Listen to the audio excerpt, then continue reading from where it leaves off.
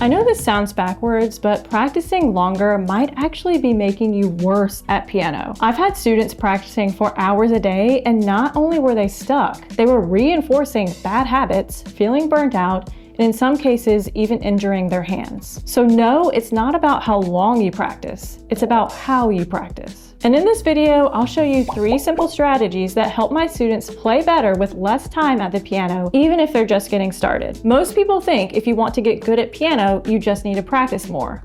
I believe that too. I went to music school where I had to learn long, advanced classical pieces, and I was practicing 4 hours a day minimum. And with everything I had to prepare, even 4 hours sometimes wasn't enough. But here's the truth. I wasn't practicing smart. I pushed through pain. I overworked my hands, and I ended up injuring myself so badly that a physical therapist told me I might have to change my major. I didn't, but I'll never forget that wake-up call. More practice doesn't automatically lead to better results. Now, years later, I work with adult students, many of whom come to me frustrated, burnt out, or confused about why they're not improving. And most of the time, it's because they're practicing the wrong way. They're repeating mistakes, they're building tension, they're trying to force results through more time, instead of using a better method. So let me walk through 3 simple shifts that will help you stop wasting time, practice more effectively, and actually feel progress at the piano again. And before we get started, be sure to grab my free piano practice planner. It will help you get started playing your first song in just 7 days and help you develop a solid practice routine. Comment practice planner below and I'll send it to you. Shift number 1, stop repeating your mistakes. Let me be blunt. Most people are accidentally practicing failure. Here's what I mean. They mess up in one spot, then they start over from the very beginning of the song. They mess it up again in the same spot. So they go back to the beginning again. And what they're really doing is they're training their hands to fail on autopilot. That's what I call accidental muscle memory. And it's one of the biggest reasons people stay stuck. Imagine this. If your hands are playing something wrong 20 times and right once, what do you think they're going to remember tomorrow? Not the one perfect take, the 20 wrong ones. That's how bad habits get burned in without you realizing it. Now, I get why this happens. It feels way more fun to start at the top of the song and then flub through the hard part. You get a little dopamine hit because you're playing the part you do know. But here's the truth. That's fake progress. If your fingers always trip up in the same spot, that's not a timing issue. That's a training issue. So let me show you what this looks like in real life. Let's say I'm learning Yesterday by the Beatles, and every time I get to some tricky chords, my fingers freeze up during the chord change. It would be like this.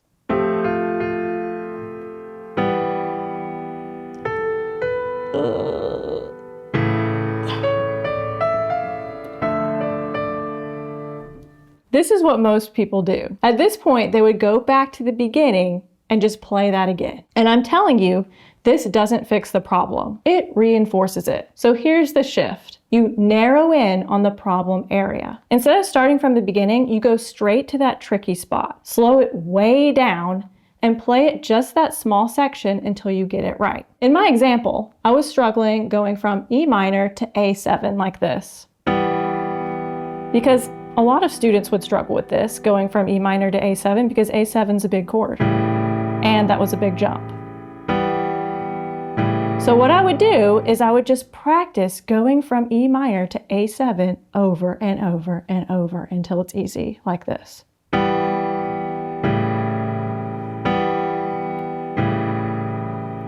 Then you would add in the right hand. And keep practicing that over and over until that felt easy. And once that feels good, you don't jump to the full song yet. You zoom out one level and practice the measure before the chord change. So not only did I narrow in on the problem area, I'm going to go to the measure before and add that in, like this.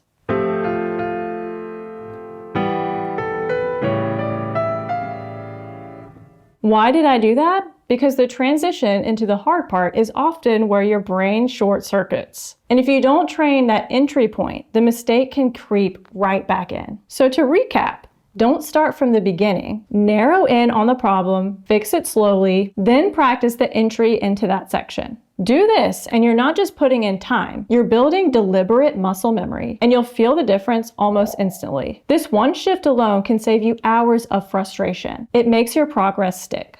Shift number 2, stop sitting down with no plan. Let me ask you something. How many times have you sat down at the piano, opened your book, and just started playing whatever felt the easiest? Maybe it's a song you already know. Maybe you noodle around for a bit. Maybe you run through a section a few times, hoping it will magically sound better. Then 20 minutes pass, you stand up and you think, wait, what did I actually do?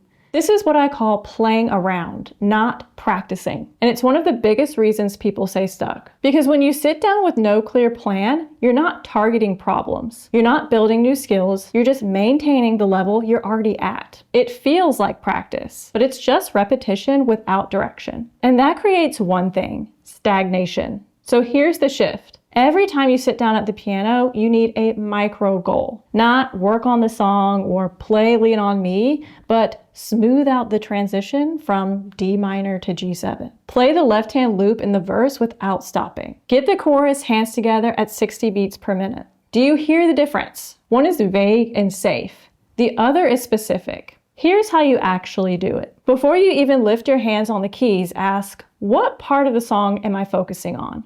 Be specific, even down to a few seconds of the music. What exactly do I want to improve? Is it timing, a transition, muscle memory? How will I know when I've succeeded? A clean loop, no pauses, hitting the tempo? Here's an example with Yesterday. Like I showed you, the change from E minor to A7 could be clunky. I'm going to get this solid at 50 beats per minute, hands together. Then do it. Most people never ask these questions. They sit down and hope for progress instead of designing it. But when you answer these 3 questions, something clicks. Your practice starts to feel on purpose. You stop bouncing around and start stacking wins. And if you're like, but I don't even know how to develop a practice routine in the first place, that's what the free piano practice planner is for. Comment practice planner below and I'll send it to you.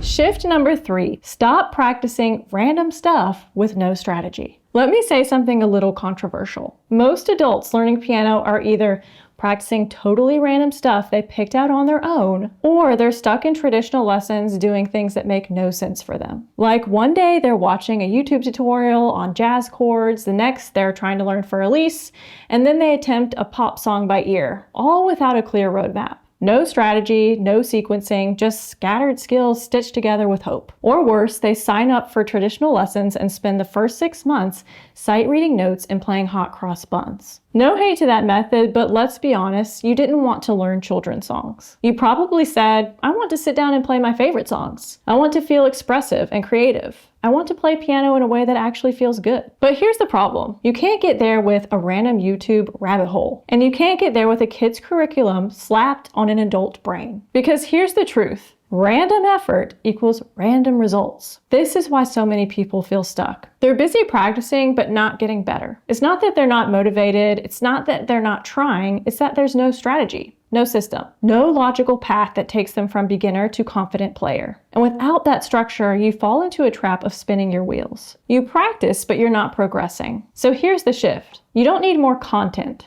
You need a framework. That's the breakthrough that changed everything for me, and for hundreds of students I've coached since. And that's exactly why I created the song system. A strategic path that shows adults exactly what to practice, in what order, so you can sound amazing without wasting years on things you'll never use. Let me walk you through it. S equals solidify the chords. We don't start with sight reading or scales.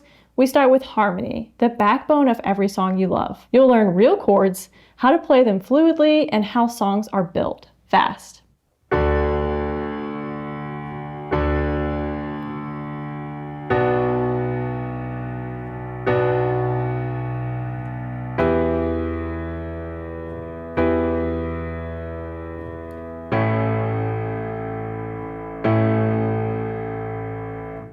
O equals optimize your playing. Here we add movement, rhythm, and dynamics. You're not just memorizing shapes, you're making music. This is where your playing stops sounding robotic and starts sounding real.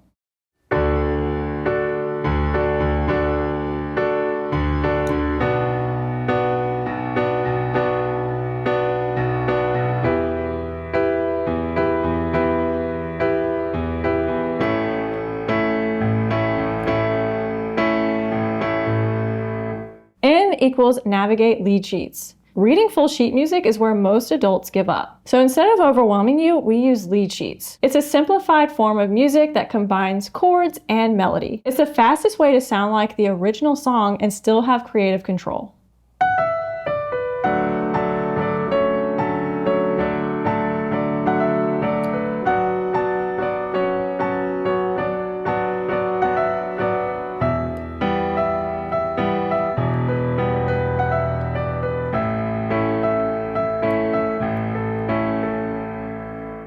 G equals grow into an expressive pianist. Now, if you put it all together, you don't just play a version someone else wrote. You build your own. You sit down at the piano and just play. And that's when people start saying, wait, you sound amazing. And the best part, you don't need to finish all 4 stages to start sounding good. You'll be playing something recognizable by stage 1, and you'll sound musical by stage 2. And by stage 3 or 4, you'll feel unstoppable. You don't need to grind harder.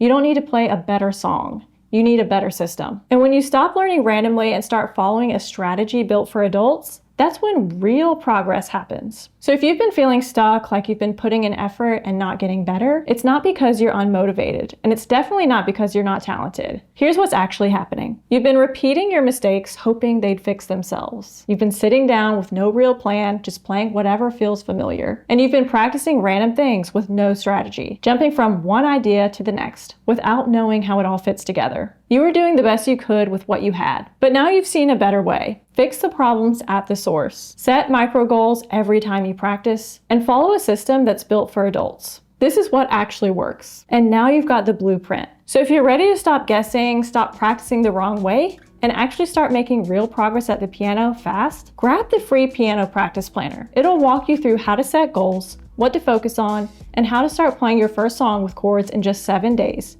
even if you're starting from scratch. You don't need more time, you don't need more videos, you just need the right plan. So comment practice planner below and I'll send it to you. If today's video opened your eyes to how strategic practice actually works, then the next thing to watch is this.